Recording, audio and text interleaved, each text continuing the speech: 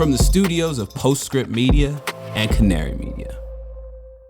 Joe Biden entered the White House promising to overhaul America's economy, to use climate solutions as his main tool for raising wages, revitalizing infrastructure, and tackling inequality.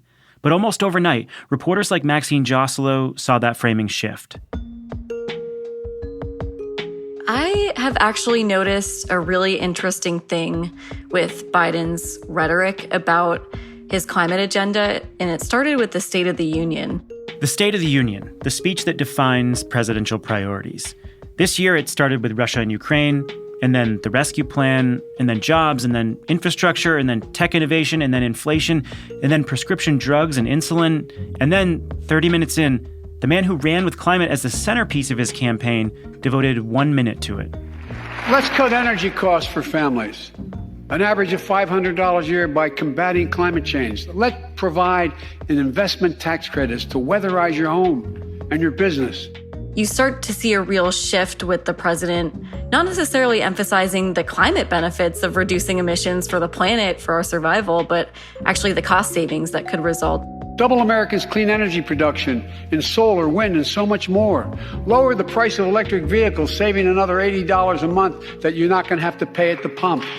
And I think that's directly a result of the kind of political calculation around rising gas prices.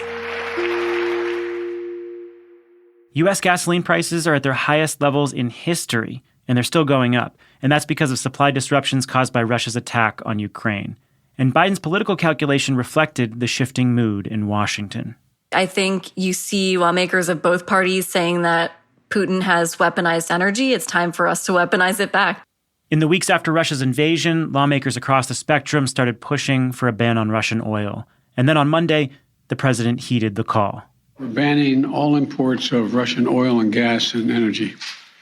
That means Russian oil will no longer be acceptable at U.S. ports, and the American people will deal another powerful blow to Putin's war machine.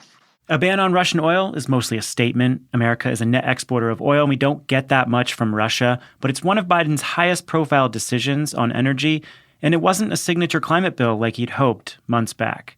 Still, the move got resounding support for a moment. But then I think it became a broader conversation about what do we do to replace the oil that we're not importing from Russia. And there we got into Republicans saying we need to lift restrictions on domestic fossil fuel production. It's kind of the drill baby drill crowd. And on the other hand, you have Democrats saying, no, actually, we need to curb our reliance on fossil fuels and boost clean energy. This is The Carbon Copy. I'm Stephen Lacey. A geopolitical crisis is transforming the domestic conversation around energy in Washington. Security is the new lens. How will it impact Biden's narrow chance to do something ambitious on climate change? America's green banks are preparing to unleash a wave of capital for clean energy. The Greenhouse Gas Reduction Fund invests a historic $27 billion in projects nationwide. This could mobilize up to $150 billion of private capital for solar, storage, efficiency, and electrification in underserved communities. So how do we deploy those billions quickly, efficiently, and with the highest impact? On July 18th, Latitude Media and Banyan Infrastructure will host a virtual event exploring the on-the-ground realities of making America's green banks a success. Register for free by clicking the link in the show notes or go to latitudemedia.com/events. Clean energy and climate tech are policy-driven industries, and anyone working in this field touches local, state, and federal policy in a very real way. And that's why you should be listening to Political Climate, a podcast from Latitude Media and Boundary Stone Partners that delivers an insider's view on climate policy and politics. Every other week, co-hosts Julia Piper, Emily Domenech, and Brandon Hurlbut cover the nuances of government funding, regulations, backroom negotiations, and the election, of course. Political Climate is a show for people who want authentic conversations and strong opinions from voices across the political spectrum. Listen at latitudemedia.com or subscribe to the show anywhere you get your podcasts. Maxine Joselo is a staff writer at The Washington Post. She writes the Climate 202 newsletter. Maxine covers a wide spectrum of climate policy stories, and suddenly Russia is dominating that spectrum. I think this really has sucked up the oxygen in the room and become the main issue and story that everyone's talking about and debating. And for good reason. As we detailed in our last episode, this story touches virtually everything in energy. The cost to heat our homes, the cost to drive, the cost and availability of uranium, batteries, solar panels, the cost of building materials, which means any conversation about where we are headed on climate is tied up in the economic and humanitarian disaster caused by Putin. There's this phenomenon now as a climate reporter where a big event happens in the world, and at first I'm like, this isn't really a climate story, is it? And then it quickly becomes apparent that everything is a climate story, Stephen. Like everything is related to climate change in some way. Which brings us to the current state of affairs in the U.S., because this whole situation creates some new political opportunities for both the environmental hawks and the fossil fuel hawks. And Biden, the guy who promised to be the transformative climate president, is in very delicate territory over how he frames his agenda. I chatted with Maxine about how it might play out. I think the oil and gas lobby has been extremely vocal in saying that Biden needs to help them drill more and in trying to argue that he has somehow restricted their ability to drill more. And I think you see the White House pushing back on that argument with some factual counterpoints. And in particular, White House Press Secretary Jen Psaki at her briefings has said, actually, there's about 9,000 permits for oil and gas companies to drill on public lands that are going unused. You also saw the Interior Department coming out with numbers about how oil and gas drilling on federal lands is a small percentage of overall drilling in the U.S. Most of it takes place on private lands where the Biden administration has no ability to curtail it. And the other talking point that you're seeing being debated is the oil and gas lobby has continued to hammer Biden for revoking a key permit for the Keystone XL pipeline soon after taking office. And they've kind of tried to say, if the Keystone XL pipeline was in operation right now, we'd be in a better position with gas prices. And I think you see the White House and the Biden administration pushing back and saying, well, no, actually, if you look at the facts, Keystone XL was about 8% complete when Biden took office. There's very little chance that it would have been operational if he hadn't revoked the key permit before 2023. And so that wouldn't have had any immediate impact.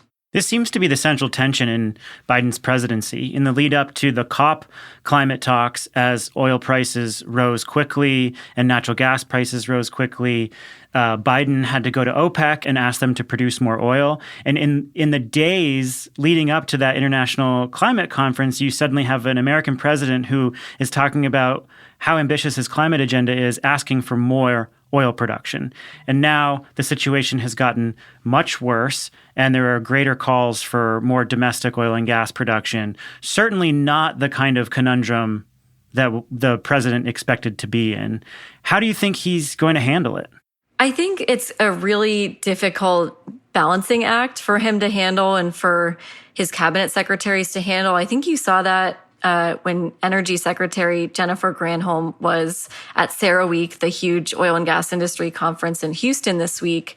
And in her speech, she said that oil and gas companies need to ramp up supply, ramp up production to counter this energy crisis as a result of Russia's invasion of Ukraine. But she kind of had to do this careful balancing act where she was calling for them to increase supply in the short term to help with this immediate crisis. But in the long term, she was saying they need to be a partner with the Biden administration in the fight against climate change. And rather than energy companies, or rather than oil and gas companies, they need to become energy companies and deploy more renewables. So it's this really tough balancing act for the administration.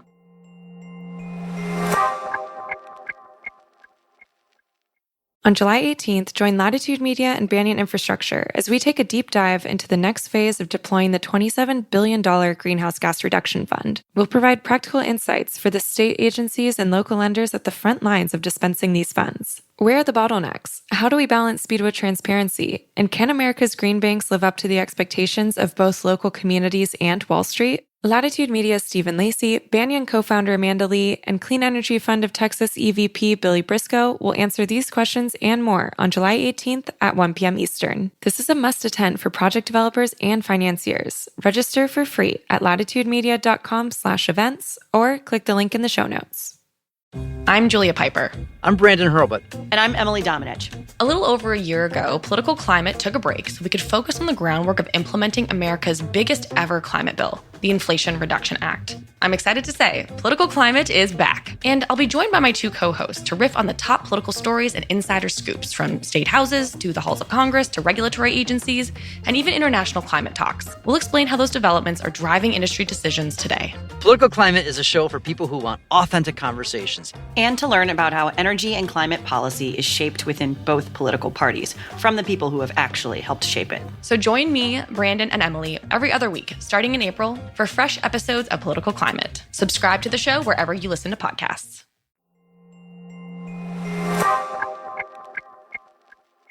In recent history, energy security has been an important messaging frame for getting Republicans and Democrats together on local renewable energy.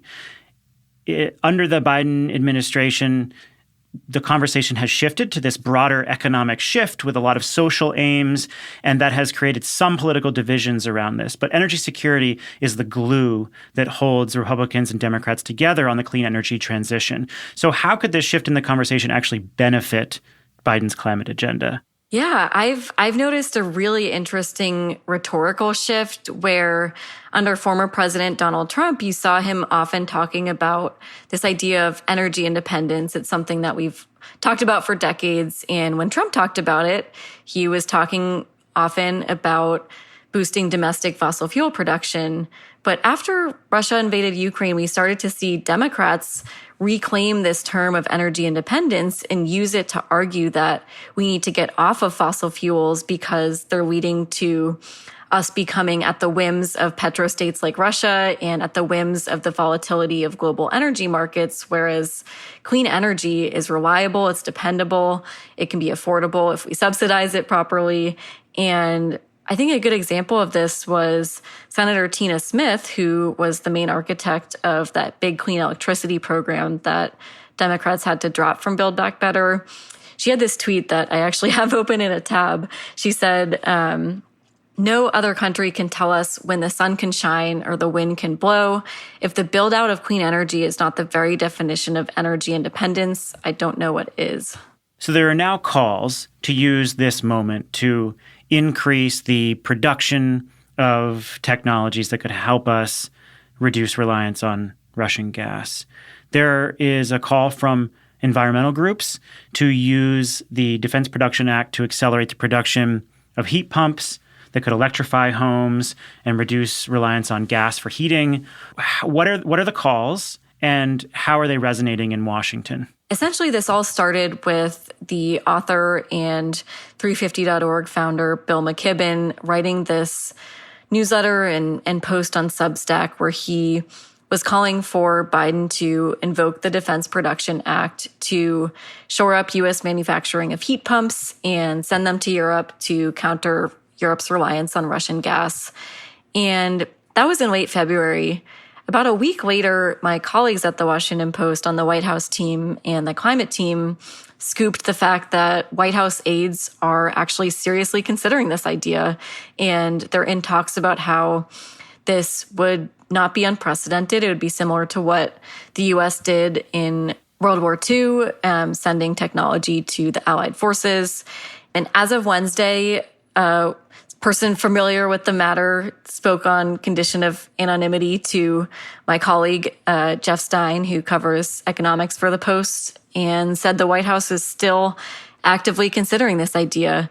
There's, I think, a question of whether Biden could act unilaterally through executive action or whether this would go through the appropriations process in Congress. But nonetheless, this is under active discussion, and the idea got a big boost on Wednesday as well. You saw more than 200 groups issue an open letter to Biden calling on him to use this authority.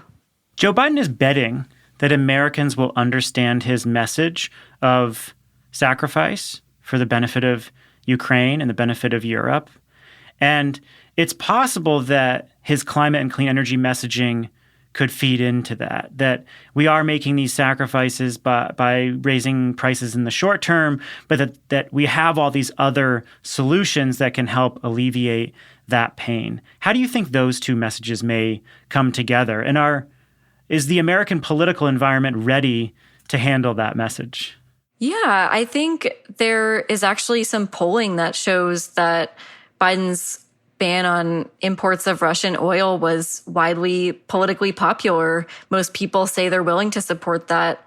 And so there's a case to be made that even if gas prices do continue to go up, the American people understand that this is a sacrifice in the name of freedom and democracy and countering Russia's aggression in Ukraine.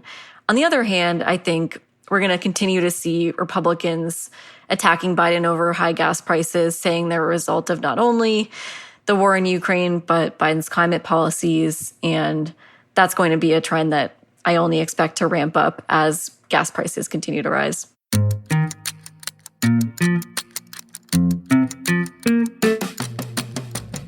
Maxine Joselo is a Washington Post reporter who anchors the Climate 202 newsletter. The Carbon Copy is a co-production of Postscript Media and Canary Media. Our Postscript producers are Cecily Mesa-Martinez, Jamie Kaiser, Alexandria Herr, Dalvin Abawaje, and Daniel Waldorf. Ann Bailey is our editor. Sean Marquand mixed the episode and composed our theme. Original music came from Echo Finch and Blue Dot Sessions. Postscript Media is supported by Prelude Ventures, a venture capital firm that partners with entrepreneurs to address climate change across a range of sectors, including advanced energy, food and agriculture, transportation and logistics, advanced materials and manufacturing, and advanced computing. Give us a rating and review on Apple or Spotify. Send us your thoughts on social media. We'd love to hear about how you're thinking about this story, and send a link of this show to a friend or colleague. I'm Stephen Lacey. This is The Carbon Copy. We'll catch you next time.